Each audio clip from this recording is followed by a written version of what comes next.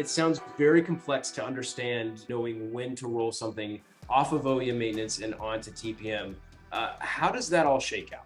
Yeah, and that's exactly what we're here for, right? Is to take that burden off your plate. So we can work with your team, consolidate your list, highlight those OEM milestone dates, go through the devices specifically and look at them.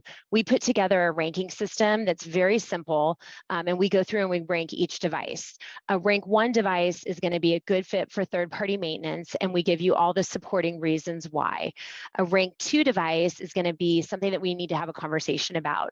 It might be that your plan is to decommission it. It might be that you want to stretch it out a little bit longer. So rank 2 is we want to have a conversation with you to figure out if it is a good fit for third-party maintenance based on your use case, or if we push it to what we call a rank 3, which is where we strongly recommend OEM support. It might be a current device, a critical device, and in doing that, we're never going to give you exposure and supporting a product that's not a good fit. So the rank 3 devices are what we would suggest keeping under OEM maintenance.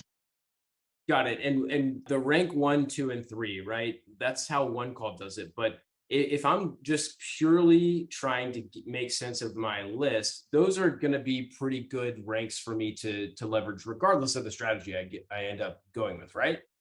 Yeah, exactly. I mean, they're completely objective rankings based on really the OEM milestone dates. So again, we highlight those dates for you. We do just a lot of that legwork for you. But this is just strictly objective information that we push back to you. Got it. So instead of 6,000 dates, I can look at one number and pretty much have a good idea of what I need to do.